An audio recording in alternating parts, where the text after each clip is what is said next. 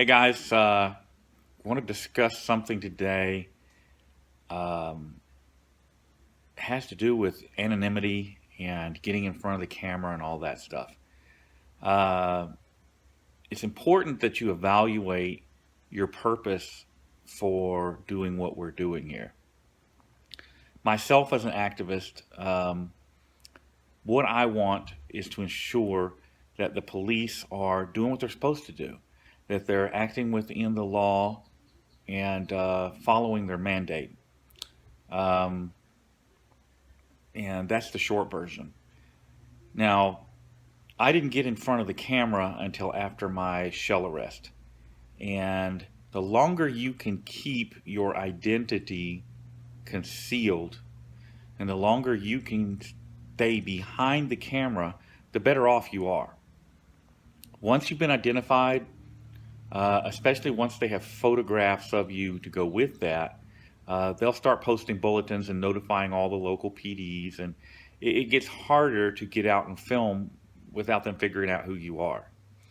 So it's important that you remain anonymous for as long as you possibly can. Um, Another thing that you need to consider is what happens when you're known. I can tell you from personal experience that there will be people who are friends that are going to not be friendly anymore. Because the police are going to paint you as anti-police. That's how they're going to portray you. Whether you are or not, it's irrelevant. Okay? In order to keep their face and, especially if you catch them doing something bad or behaving improperly, they have to portray you as anti-police, and that's why they got caught doing bad. Not because the officer did anything wrong, but because you baited him and made him do something wrong. It's bull, but that's what they're going to do. Um, you're going to have family and the friends that continue to associate with you that are going to be concerned about your safety, and that's a valid concern. You're dealing with people in some instances who are good officers that screw up. I get it. I see it a lot of times. It's a problem with training. That's easy to correct. What's not easy to correct is the cop with an ego. And those are the ones that give you the most trouble. They're the ones that are going to falsely arrest you and harass you and do all the stupid stuff. Maybe beat you up, maybe shoot you. Don't say it can't happen. It has happened. Um, when an officer allows his ego to come into play, anything is possible. So you need to remember that. But we're getting off topic. Stay behind the camera as long as you can. Uh, Keep your anonymity for as long as you can. And you'll be able to work in the shadows for a while. And that's where you want to be, because that's where the criminal cops are. That's where the abusers are. The good cops have nothing to hide. They're right out in the open. Even if they make mistakes, and it happens, there are some of these guys just make honest mistakes.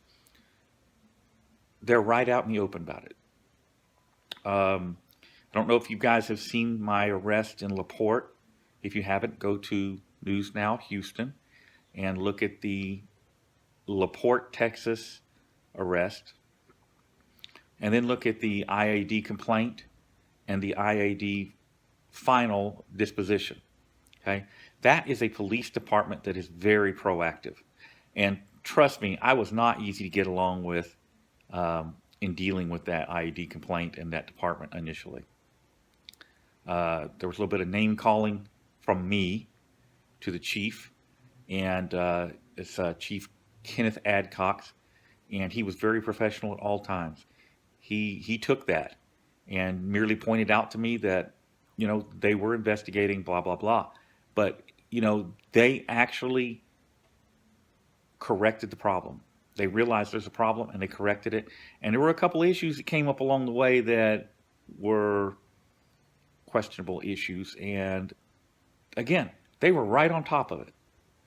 And I have nothing but good things to say about LaPorte PD's response, to their false arrest. Uh, they're a very progressive and professional department, and that's how they should all be. Um, if you once you become identified, like I said, it becomes harder to do what we do, um, because what these departments will do is send out a notice to the fusion center, and the fusion center will create a file on you, and then they have you. Um, what they do is they have a communication system where they put you into it, what you're doing, how you're doing it. If you drive a certain car or dress a certain way, it's all put into that database. And then so a patrol car pulls up, sees you filming, gets out, checks you. What he'll do is enter what you're doing into that database, and up pops people that do that. And if there are photographs, there's photographs there, and they just look at the photographs, match it up. Oh, here's John Doe, the photographer. Gotcha. That's why I say anonymity for as long as you can keep it. That's it for this little quick tutorial. And there'll be more to come. I know I'm kind of neglecting this channel a little bit, but it's coming, guys. I've been working real hard on that shell arrest stuff, and the Precinct 8 complaint just came back, and I've got that video posting Monday. So keep track, guys. Keep up, and there'll be more to come here shortly.